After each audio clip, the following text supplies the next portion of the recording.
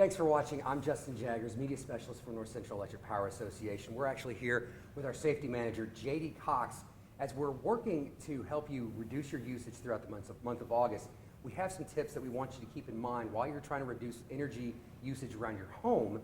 We want you to be safe as well. So thank you for joining us, JD, this morning. Absolutely, thank you. I'm glad to be here. So what are some of the basic safety tips for people to keep in mind while they work to make their homes more energy efficient? Well, definitely some of the things that we always want to consider is small children in the house.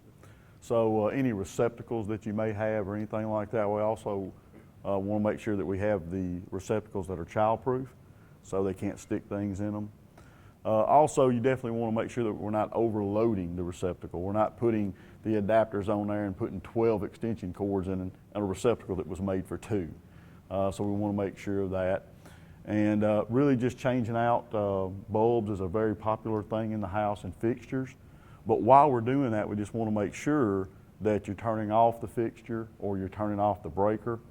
And you know, the rule of thumb that I always talk about is don't do anything you're not comfortable doing. Certainly if you're not comfortable doing something, you may want to seek out some professional help just to make sure that you don't get injured while you're trying to perform those tasks. Okay, and North Central is happy to try and assist these people with, you know, reducing energy usage, and they can always call up and try and ask for some of these safety tips as well, right? Absolutely. We put out safety tips every year. We have Electrical Safety Month throughout the year. Members can always call in throughout the year and get those tips as well. And as you know, we have safety audits, we have energy efficient audits and stuff like that, and we'd be glad to help members with that at any time. Okay. Now, one of the things I've come across in my research in this is outdoor lighting, that a well-lit home on the outside helps prevent a break-in. Is that true? It actually is true. This has been looked at quite a bit, and there's, you know, basically some recommendations that they have. And, you know, basically if you're expecting someone to come home, they recommend that you have the lights on. So that way when you get to the door, you're not trying to fumble with your keys, and you can get in the house in a safe and efficient manner. Also, you know, believe it or not, once you go to bed, they recommend that you turn the porch light off.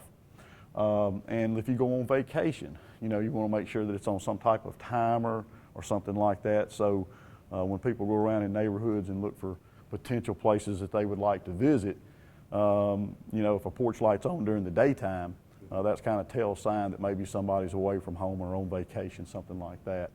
And you know, also just the reduced energy.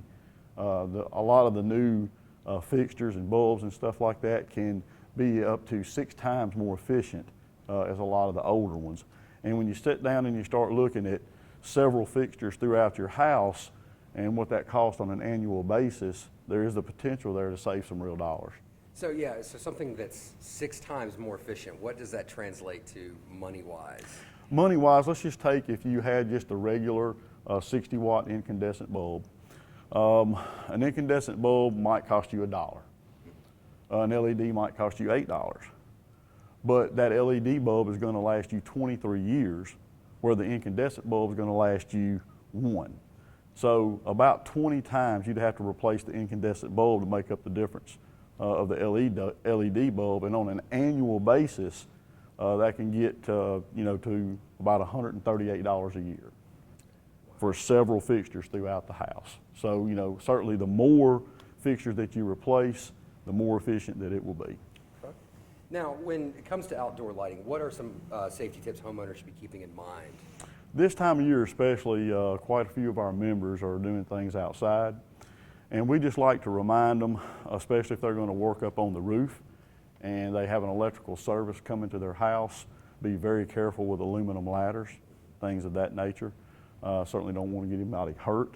If they need to replace something and they're not sure about how they should approach that electrical service, they can call us and we'll be glad to send somebody out, let them know the do's and don'ts, how far they need to stay away from it and stuff like that.